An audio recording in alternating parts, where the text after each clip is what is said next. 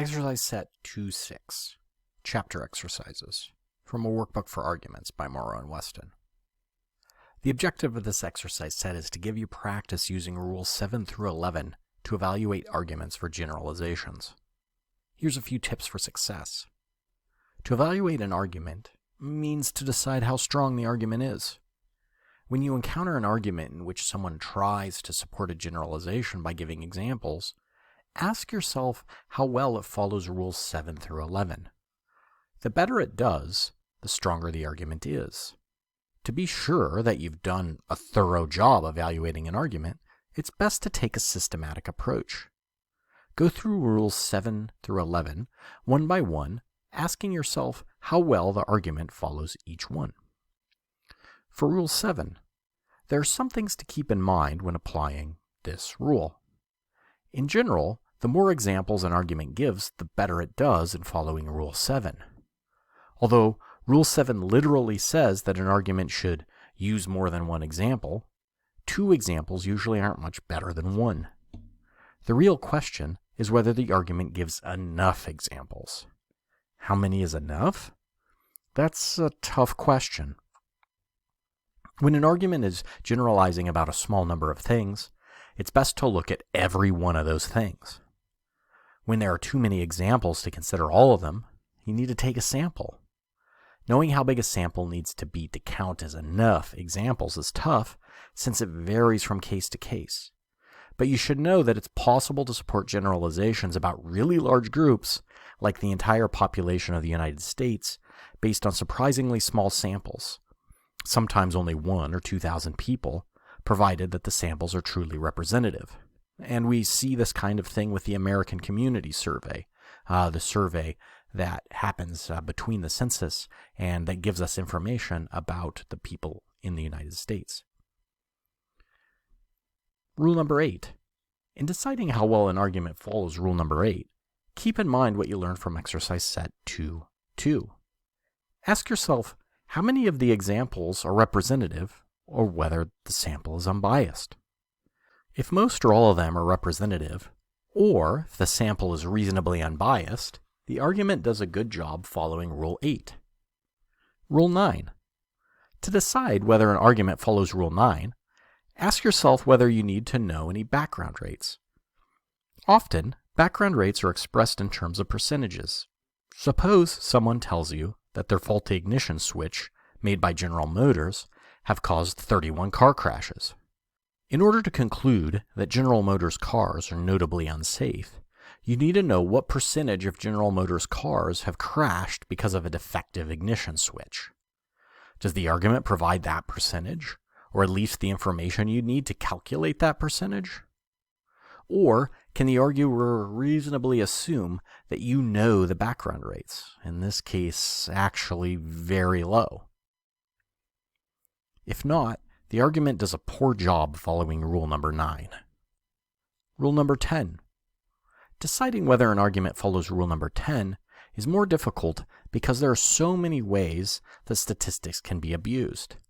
When you encounter statistics in an argument, think carefully about what the statistics mean, where they came from, and whether they really support the generalization that they're meant to support. Rule 11. When it comes to Rule 11, ask yourself first whether the conclusion is a universal generalization. A universal generalization is a generalization that says something about all members of a group. Everyone in Portland, Oregon is a vegetarian. This is a universal generalization, and if it's a universal generalization, see if you can find a counterexample, right? So, a counterexample to everyone in Portland, Oregon is a vegetarian would be anyone that lives in Portland, Oregon that eats meat. And obviously there are a lot of counterexamples. If there are any counterexamples at all, then the argument's conclusion is false and the argument needs to be revised. What about conclusions that are not universal generalizations? You can't prove such conclusions wrong by finding just a few exceptions to them. In the Tips for Success for exercise set 2.5, though, we suggested a looser sense of counterexample in which any exception to a generalization is a counterexample to that generalization. Thus, If you can find so many exceptions to a generalization that you think the generalization is false, then the argument is not following Rule 11. In most cases, where the argument overlooks that many exceptions, however, the argument probably also violates Rule number 8. If the argument has used a genuinely representative sample, it probably would have found many of the counterexamples. All right, here's the instruction for this exercise set. Evaluate how well each of the following arguments follow the rules from this chapter. Here's a sample. Almost every Hollywood action movie features a male hero with a more competent female sidekick who should be the real star. But the female sidekick always ends up as the damsel in distress, only to be rescued by the male superhero, who then gets the credit for saving the day. Don't believe me? Think about it.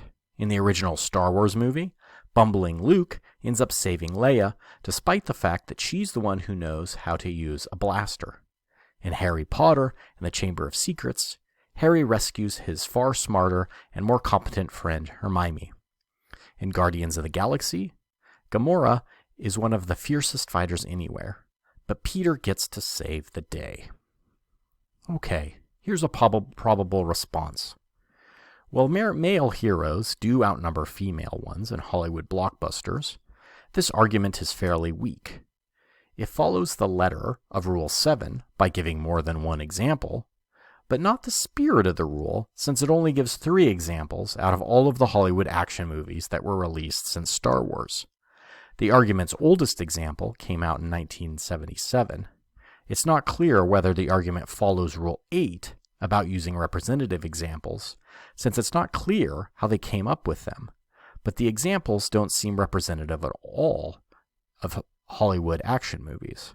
For one thing, they're all from the sci-fi and fantasy genre. The argument ought to tell us how many action movies Hollywood has produced in the last 4 decades, Rule number 9. Although if it did, it would be painfully obvious that it doesn't supply enough examples. There are no statistics in the argument, so Rule 10 does not apply here.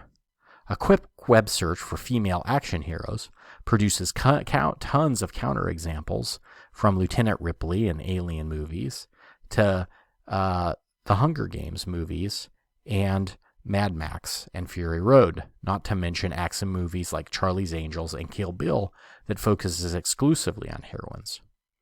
A far more modest generalization might be more appropriate based on the examples given here.